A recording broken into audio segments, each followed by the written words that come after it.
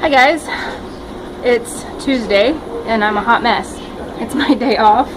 Well, that looks kind of cute though. It's my day off and I wanted to watch the Law & Order Marathon all day. I love SVU. Olivia Benson is my homegirl. Instead, I did the responsible thing. Got up and cleaned a little bit. I cleaned out the area where Annie's pull-ups were stored. It was getting kind of messy, so I cleaned up that really well. I cleaned up my bathroom too. Scrub down. It's my day off, so I always scrub down my bathroom. Dishes are done. Laundry is in the dryer. Kids are running back and forth because Daddy's outside doing lawn work, so they're back and forth, back and forth, back and forth. I'm gonna go out in a little bit as soon as I cool down. What, baby? You want some milk? I have to go find you a cup. Where's your cup? I have to go help Annie do something, and I'll see you guys in a little bit. Do you like it? Turn around. Turn around. Do a circle. Pretty. So Lucy and I have been school shopping this afternoon. We hit Plato's Closet, then we went to Walmart. We actually found a lot of good deals today. I thought we were going to take longer, but we managed to find stuff immediately. We went into Plato's Closet. She found shirts right off the bat that she liked. We were in and out maybe 15 minutes tops. Then after that, we went to Walmart and found a lot of stuff on clearance. Book bags were on clearance. Clothes were on clearance. So we hit the clearance racks like crazy. And I think I maybe spent 50 bucks in Walmart just on school stuff. But she got a lot of shirts though. A lot of shorts and shirts. And all the stuff she has are what I like to call sensory friendly. No buttons, no zippers, nothing that's gonna scratch her and irritate her. All elastic bands, all stuff that she likes, stuff that she tried on and picked out, and stuff that we both mutually agreed upon. So, and now we're just chilling with our shakes from Burger King because we do this every year. Each time we go in school shop, we always get treats. I have to, after I run home and show you guys what we got, I have to run to my mom's house to fix her computer. That's something that I put off for a couple weeks. I was supposed to do it before she went in for surgery. It didn't happen that way because I was just too busy with work and I never could really find the time, which I know is a lame excuse when it comes to your mother, but she understands completely. And so I told her to come over tonight to fix it, and she's understanding. I feel bad because I couldn't get to it when I wanted to when she originally asked, but I'm gonna finally do it tonight. And is that shake good, Bugga? I got a chocolate Oreo, and I got got a classic Oreo shake. Hello. Cheers. Cheers. My husband also has an appointment tomorrow. I can't really speak too much about it right now due to a certain company, but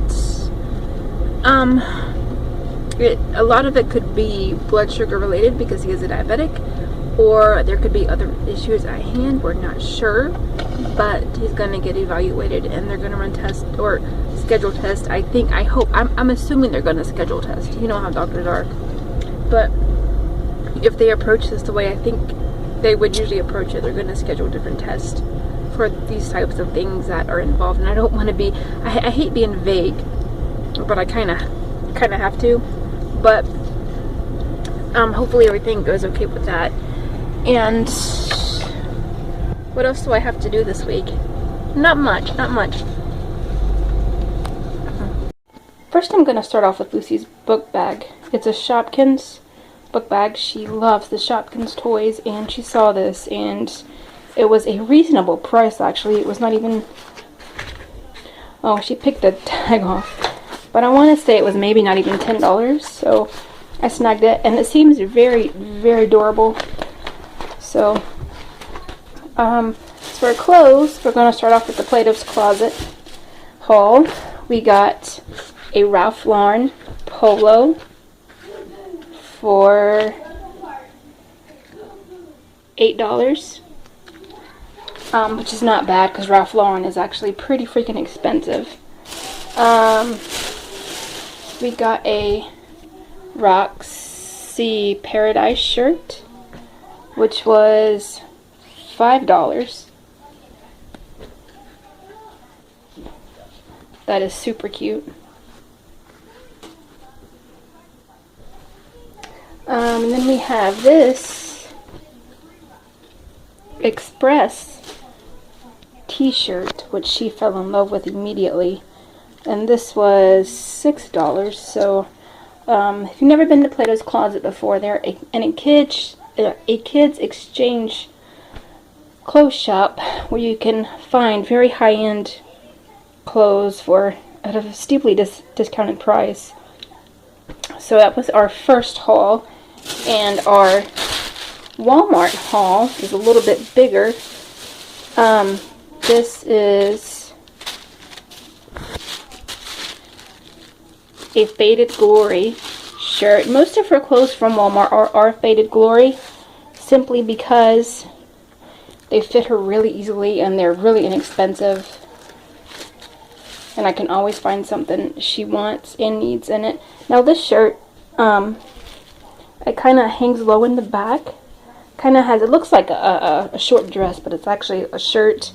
Flip it over. It's got this in the back. It's really pretty. For our next item, this is her sweater for when some of the classes get really cold. All she has to do is just slip this pretty thing on, and this was on clearance for $5, I believe. I think $5. My camera won't focus. Yeah, about $5. This is, I think, I want to say Hanes. Yep, it's Hanes. This is a Hanes coral and orange sweater with a sparkly designed front pocket. And this was $3. We hit the clearance sale hard, guys. I'm not even kidding. This is another Hanes t-shirt. It's blue, sparkly, red, orange, yellow, all kinds of hearts. This was $3 as well. Tons of shorts. She has these Faded Glory pink shorts. No zippers, no buttons, nothing she doesn't like. It's elastic waistband. These were about $4.88. $4.88.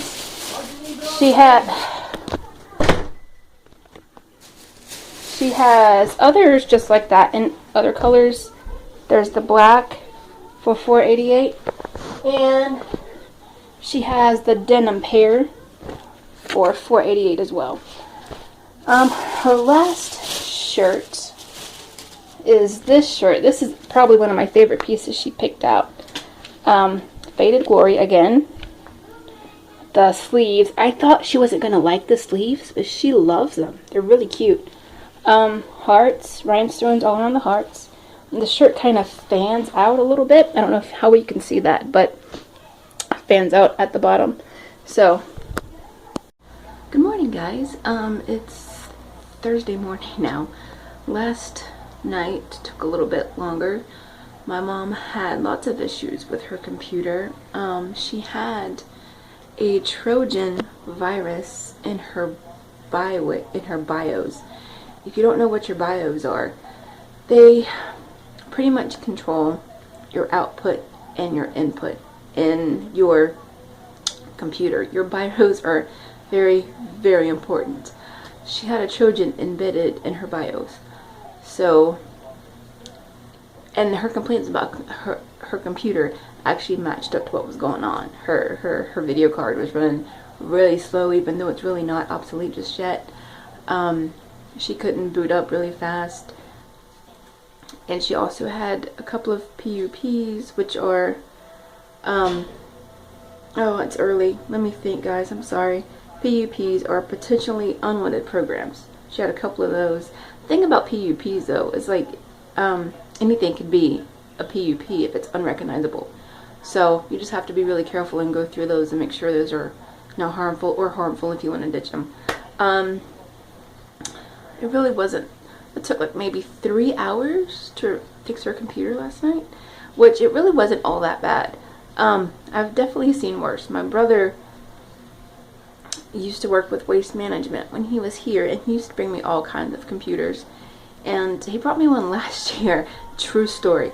It had like 7 Trojans on it and like 36 PUPs and all kinds of personal detailed information. Luckily, I'm a nice person, otherwise I would know where this person lives, I would know where they work, I would know their family members and everything. But I'm a nice person, so it's all good. But it's amazed all the stuff that people leave on their computers. It's crazy.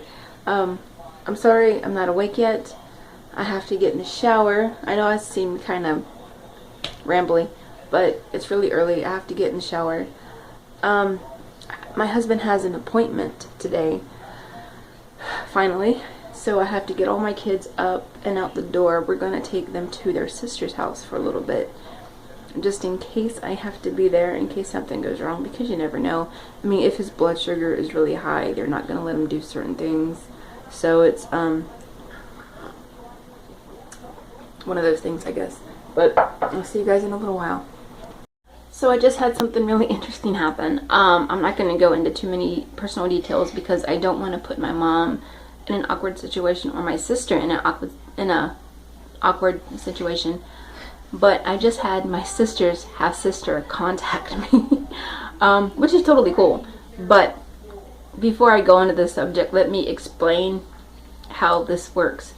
My sister is actually my half-sister, and I've never ever looked at my sister as being my half-sister. She will always be my sister regardless of the bloodline. Her and I share a mother, and we have 2 different fathers, or biological fathers. She has always been my little sister and will always be my little sister regardless. So getting back to this, her half-sister, her sister that she shares her biological father with, sent me a message asking me how I fit into this whole picture, because she thought that we shared the same father. And I had to explain to her that we don't share the same father, but my sister and I share the same mother. This person is trying to locate all of her siblings. My sister's biological father had, I don't know, like a whole bunch of kids after her. So she was asking me how I was involved in this whole picture, and without giving away too many details or too much personal information, I told her that my sister and I have the same mother, and that my parents were divorced when I was really young. And then after they divorced, my sister's biological father came into the picture, and then like left years after, like 2 or 3 years after that. But I was explaining to her this without giving away too much information, how I was in the picture. And I don't know how many of you out there have parents who've been divorced, but I was really lucky growing up. My parents were divorced when I was about maybe 10 years old, I think. But I always had access to both of my parents. I lived with my dad primarily, but I had access to my mom at all times. It didn't matter day or night. It didn't matter the time. It didn't matter. I had access to my mom all the time, and my parents were really cool with it when they were divorced. And my younger brother and I lived with my dad, and then we got to see our mom whenever we wanted to. It didn't matter. It didn't matter.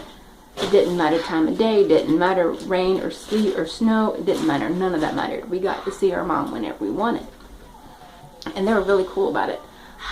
Which we're actually pretty lucky, because a lot of kids didn't end up like that. A lot of kids, and you're growing up, actually got used as pawns, you know, for child support or for other ways trying to get back at the parent, and none of that happened to us. Yes, ma'am, at all. What, baby? Our parents, even though they're divorced, you can tell they both still loved us because of the way they acted around us when they were together. Like my mom would come and pick us up. My dad would talk to her like very, very civilly. You know, they would give money back and forth to each other just to make sure that we had what we needed. And I don't think financially child support was ever an issue. I might be wrong. I don't know any of that. None of that was told to me, and frankly, it's none of my business now because I'm in my 30s, so it doesn't even matter. But none of that was ever a problem. I mean, we always had what we needed. We always had some things what we wanted. So I mean, it's what, baby? I got $4. Okay, no, you're not. But a lot of kids. Stop, Annie. A lot of these kids that I knew growing up, they come from divorced families, and they weren't as lucky as us. Our parents were very loving, very kind, very civil when it came to our well-being, and we always came first no matter what. No matter what was going on with my dad, no matter what was going on with my mom, they always had room for us. You know, like my dad was very busy. He worked a full-time job, and he worked with the fire department. My mom worked with the state, and then she had my little sister too. But they always had time for us. It didn't matter what the situation was. What, baby? Yes, you can put it on.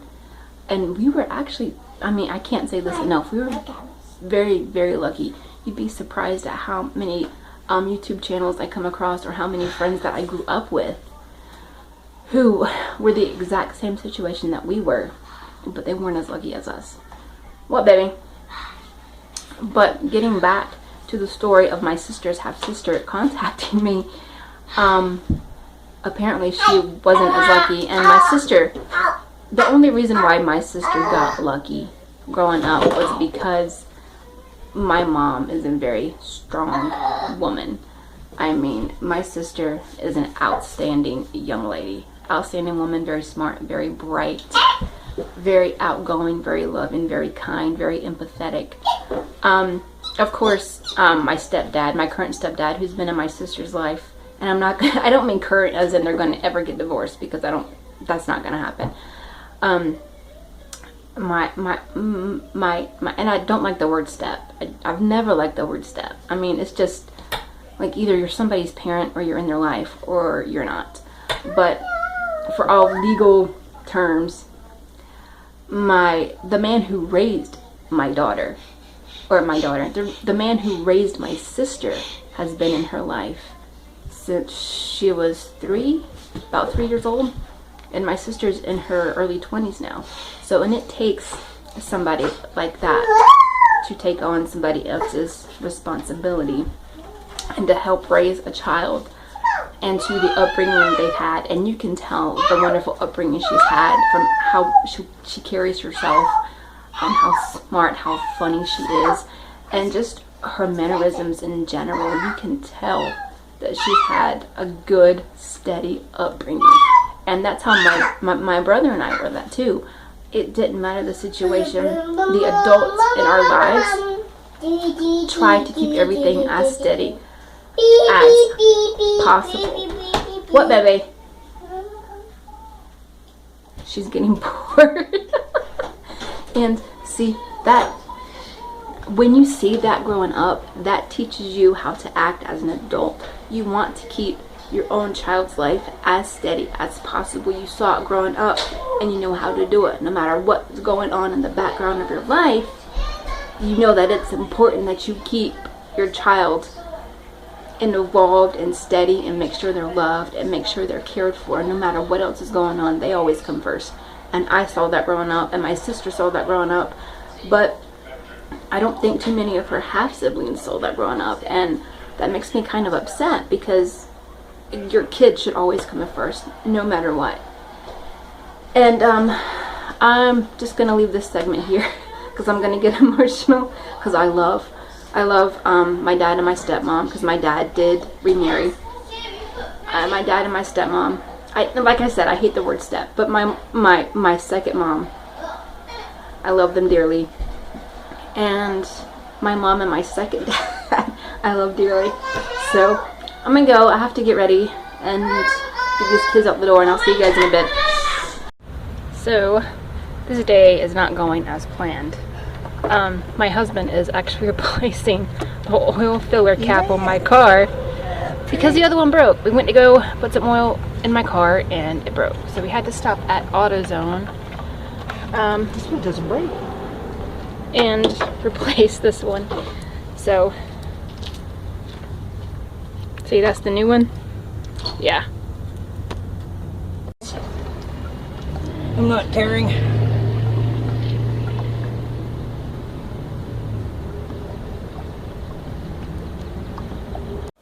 Guys, I am so tired. This day did not go as we had originally planned. My husband actually has to reschedule his appointment because all of their stuff went down. Computers, files, they couldn't access anything. And that's why I requested this day off specifically, was because his appointment was today. But at least we did get out and have a little bit of time together. We got coffee. We fixed the thing with the car, which wasn't a big deal. We just enjoyed each other's company for a little bit before swinging back to my daughter's house to get the kids. So I'm going to end this here, and I have to work tomorrow, so I'll see you guys throughout the weekend as usual. And I have to work tomorrow, and I'll see you guys through the weekend as usual, and I hope you guys have a nice night.